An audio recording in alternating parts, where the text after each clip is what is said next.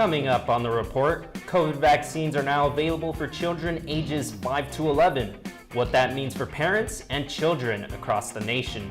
Plus, tragedy strikes on the set of an upcoming movie centered by a famous actor.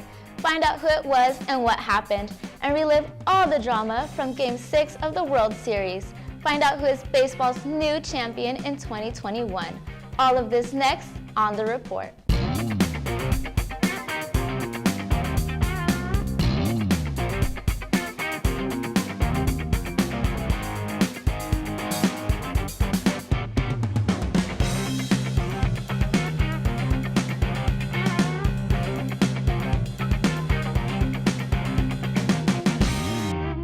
Welcome and thank you for joining us at The Report. I'm Enrique Medina. And I'm Emma Suarez. The Report is brought to you by the broadcast journalism students at Cal State Fullerton. All last-minute shoppers may want to plan ahead this holiday season. The global supply chain that worldwide system businesses use to provide products and services has suffered a shipping gridlock. Cargo ships containing toys and shoes are struck offshore.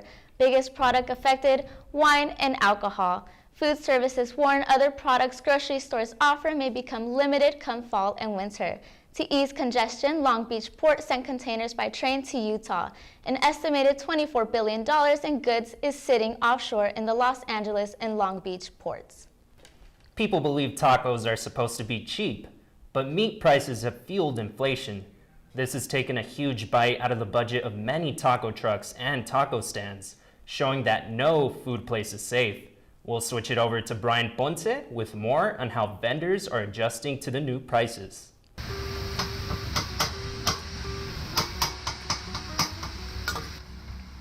The price of meat is affecting Orange County's taco stands and trucks.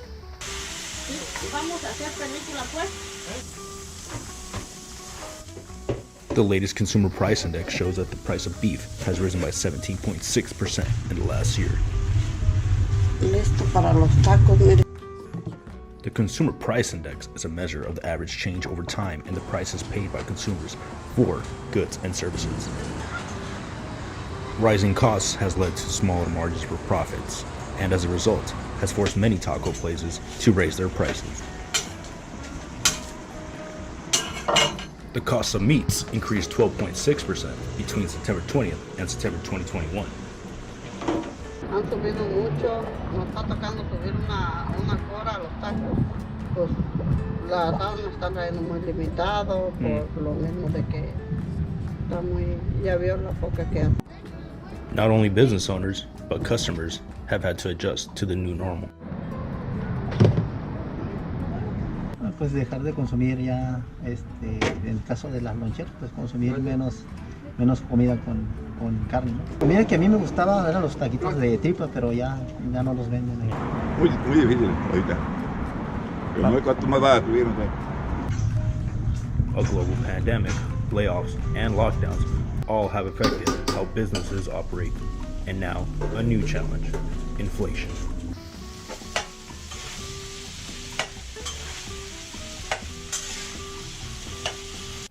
If you use natural gas to heat your home, get ready to be shocked. The Energy Information Administration says U.S. households that rely on natural gas for heating will spend an average of $746 to heat their homes this winter. This is a 30% increase compared to last winter. Of course, how much you pay is left up to how much you use. Analysts say a cold winter could result in these prices doubling from where they are today. In more coronavirus news this week, the CDC announced that children ages 5 to 11 years old can now receive Pfizer's COVID-19 vaccine. The CDC made the announcement official Tuesday after their advisory committee voted unanimously to allow the distribution of the Pfizer-sized COVID-19 shot. Children receiving the vaccine will need to get 2 doses. Here in California, vaccine sites started with its distribution of the vaccine as early as Wednesday for children ages 5 to 11. In order for children to receive the vaccine, a parent or legal guardian must be present with them. All parents or legal guardians must sign a form of consent in order for their child to receive the shot. During these unprecedented times, going to the dentist for a regular cleaning is scary. Someone is really close in your mouth. I had the opportunity to find out how dental offices are doing everything they can to keep you safe. Let's take a look. Before the pandemic, Dr. Lorenzo's office overflowed with patients. Her waiting room now remains empty. As a result of the COVID-19 outbreak, Dr. Lorenzo's practice has slowed down. We were seeing anywhere from 40 to 50 patients a day, and then we were seeing about 20 patients a day, so we had to cut everything down in half. Dr. Lorenzo's waiting room was once filled with patients and chatter. They waited enjoying magazines. Children were kept entertained with toys. Due to the pandemic, these items were removed from the waiting room. They were removed in order to prevent potential germ spread. The room now remains silent as only 3 patients are allowed to wait at a time. We were restricted as to how many people could be in the office at any one time, no more than 10 people. The dental industry is notorious for deep cleaning. Not only do they take care of our teeth, but their goal is to do so while preventing cross-contamination. Lorenzo's cleaning procedure was already high above standards to keep anyone from getting sick. Due to COVID-19, Lorenzo and her staff tweaked the cleaning procedure in order to follow CDC guidelines. Some of these new guidelines include putting on a clean gown, surgical mask, and eye protection before entering a patient room. After completing dental care, surgical mask and gown must be thrown away. Additional guidelines include telephone screening patients before appointments, installing physical barriers, removing toys, magazines, and other frequently touched objects, and ensure everyone is wearing a face covering. Along with Lorenzo's staff following these guidelines, they also began to clean everything in the room. We had to wipe a few more things off in the room that we normally didn't have to do prior to this. Also, we take an extra covering that we put on ourselves to protect ourselves from anyone who might have COVID. The thought of someone working inside your mouth is scary during these times. So if you have been afraid to return back to your dental offices, rest assured they are doing everything they can to keep you safe. This is Emma Suarez reporting for The Report. Don't go away. Coming up on The Report, Alec Baldwin's traumatizing experience, what happened, and authority updates. Plus, a goalkeeper is making smiles and changing lives. More about this next. An accidental shooting on the set of the movie Rust has left many in shock. Actor and producer Alec Baldwin was filming a new upcoming film called Rust when a gun used in a scene fired. The incident killed the film's cinematographer Helena Hutchins and struck director Joel Sosa. The shooting took place in New Mexico. Cameras were not rolling at the time of the incident. Although the shooting was an accident, authorities are investigating and deciding if any charges should be made. This story continues to progress as more information is revealed to authorities. On Tuesday, American Airlines had to cancel more than 100 flights yet again. The airline has been canceling flights for several days now. Last Thursday, the airline canceled more than 250 flights due to weather conditions and short staff. Thousands of American airline passengers are stuck in airports nationwide. American Airlines said that they are working on this issue and they hope to get it resolved soon. Southwest Airlines as well have been canceling their flights due to weather and air traffic issues. The airline canceled more than 2,000 flights. An annual tradition, Dia de los Muertos is a holiday connecting those who we've lost, a true celebration of life. I got the chance to see how people in the city of Downey celebrated the Day of the Dead in their 8th annual Dia de los Muertos Art Festival. Dia de los Muertos, the Day of the Dead, a yearly tradition celebrating life, connecting the living with those from the past. The Mexican holiday, typically celebrated on the first 2 days of November, was celebrated on Saturday, October 30th for the 8th time in the city of Downey. The festival brought hundreds of people to the Downey Theater to take part in the Mexican holiday with so much to do. The festival brought music, face painting, street vendors, an art gallery, and of course, how can you forget about the food? But It's important to note that this festival was no cakewalk to put together. Yes, this event takes about 8 months of planning and a staff of about 50. A part of that 8-month process included bringing together a huge altar display in the theater's quad and also bringing altar displays in another unexpected form: vintage cars. The vintage car altar displays allowed many to take in the beautiful displays, but more than that, it provided connection. That connection between the present and the past. Something Antonia Jaregui can definitely relate to. Just a whole different cultural event. It's even hard to explain it. But as far as the meaningfulness on it, we pretty much celebrate life. Downey's 8th annual Dia de los Muertos Art Festival, however, couldn't be right without one of its main attractions, the art. This year's festival spotlighted pieces from artist Jorge del Toro, whose inspiration always comes from within. It represents your personal spirit, because what you create, it came from within yourself. I mean, if you don't feel it, you can't create it. That spirit within that brings so many people together during this time of the year. It was that same spirit that brought so many people together in another successful year for the Downey Dia de los Muertos Art Festival. Technology is now changing the way people grocery shop, and Amazon is the first company to implement these changes. Customers don't need to worry about adding up their totals because these new shopping carts do that for you. Here is Hannah Gutierrez with more on Amazon's latest development. Grocery shopping will never be the same thanks to Amazon for revolutionizing the way people receive their groceries. Amazon Fresh, which has locations in Fullerton, Whittier, and Irvine, along others, is the first store to utilize what they call a dash cart, allowing Amazon Prime customers to skip the register line and pay right through their carts. Amazon Prime members simply locate their personal QR code on their Amazon app, scan it to their cart, and begin their easy and personal shopping experience. The store is a traditional grocery store including fresh produce, a multitude of snacks for everyone, and a meat and seafood counter. Employees also shop for customers and pick out groceries for them to be delivered to their homes. I work in the outbound department at Amazon Fresh.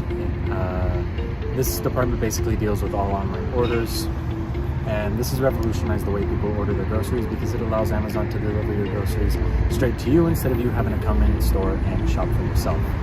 Many prefer to get their groceries delivered to their house, like Anna Martinez, who is an avid Amazon Prime user.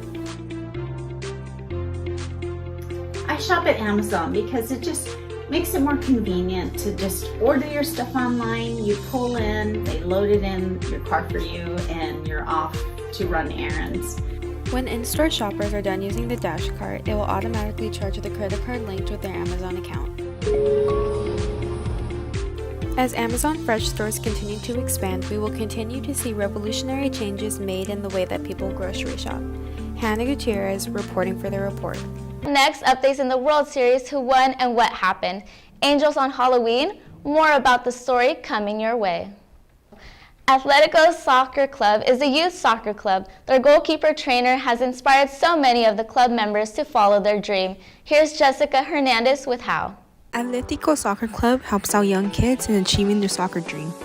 I had the opportunity to interview their goalkeeper coach and two of their goalkeepers. Zachary Nesgro is one of the goalkeepers, and he talks about his goals, the club, and his goalkeeper coach. I'm on Boys 2003 Orange, and my goal in soccer is to play in college level. Something about this club is our great coaches, especially Coach Ernesto, who is both my personal coach and our goalie coach. He does a great job and helps me every practice.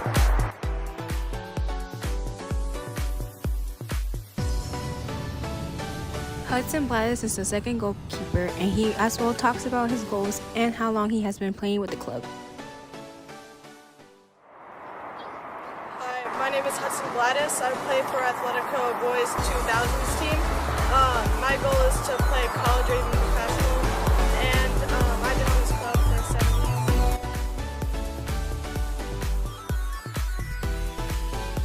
years. Ernesto de la O is Atletico Soccer Club goalkeeper trainer, and he talks about the warm-ups he did with the guys. Ernesto de la O, Atletico Soccer Club goalkeeper trainer. We started with a warm-up. It was the most common balls in soccer for goalkeepers, which is balls on the ground. He even talks about the reaction activities he does with them. In dealing with an opponent. Right after that, we went to reaction activities, and I was making them react by their vision, by colors. I'm Jessica Hernandez in Placentia reporting for the report. In more sports news, Game 6 of the World Series Tuesday night. The Atlanta Braves looking to become World Series champions for the first time since 1995. Meanwhile, the Houston Astros tried to force a do-or-die Game 7 on Wednesday night. Top of the third inning, Braves outfielder Jorge Soler hits a huge 3-run home run off of the Astros starter Luis Garcia to get the Braves on the board first. Couple innings later, shortstop Dansby Swanson adds on 2 more runs to the Braves' attack, extending the Atlanta lead to 5-0. It didn't stop there, however, as longtime Brave Freddie Freeman capped off the night with a solo home run and catching the final out for the Braves' first World Series title in 26 years. Do you consider yourself a car person? Are you a morning bird? Well, Cars and Coffee is just your type of event. Here is Zimry Hernandez with more on the Cars and Coffee event at Griffith Park. Picture the show Comedians in Cars Getting Coffee, without the comedians. Early Halloween morning, as many are still sleeping following their Saturday night festivities, others get up bright and early to enjoy looking at a variety of cars with some coffee. There's a lot of great cars, you see something new every time, so it's like a nice way to start your Sunday. Cars and Coffee are monthly events where people get to enjoy looking at cars and drinking coffee. These events look to bring together car enthusiasts, offering them a chance to see all types of cars, from older cars to foreign cars, muscle cars, and more modern ones. And what I like here is just the diversity of cars, anywhere, classics, muscle cars, 29 Roadsters, old classic Porsches. Held at the merry-go-round parking lot in Griffith Park, the location provides a cozy, comforting atmosphere that attracts many people to come to these events. And compared to other car shows, I liked how cozy it was. It's not like a huge mall parking lot. And everyone here has been really nice, so I like that. Overall, Cars and Coffee is a great way to be able to enjoy some quality time with your family and stay connected with your local community. It's open. It's just very public and free, and everyone's very social with it. So even when it was pandemic and everyone was kind of out here with the masks, and it was just a good opportunity to still get together in like a nice, responsible area. Yeah. You can catch Cars and Coffee in Griffith Park the last Sunday of every month. Reporting from Griffith Park, I'm Zimry Hernandez for the report. Christmas came a little early this year. Halloween night, the time to collect as much candy as possible, become an act of kindness. In Rhode Island, a group of young trick-or-treaters decided to give instead of take. 5th graders Jackson Panciera, Jack Binger, and Andrew Kitchen spent the night collecting candy in the Robin Hills area of Westerly. When the boys came across Kirsten Wells' home, they found an empty bowl. We all looked down at the exact same time and One by one, each boy added some of their own candy into the bowl. They did it so that kids who came after them could leave with candy. It's a good thing of what we did because people are going to look back on that and they're going to be like, you know what, maybe someday I could do something. I want to do something like that next year or something. Yeah. I'm Emma Suarez. And I'm Enrique Medina. That's the end of today's report. Thank you for joining us and take care. Make sure to follow us on Twitter and Instagram at Titan TV CSUF. We'll see you guys next time.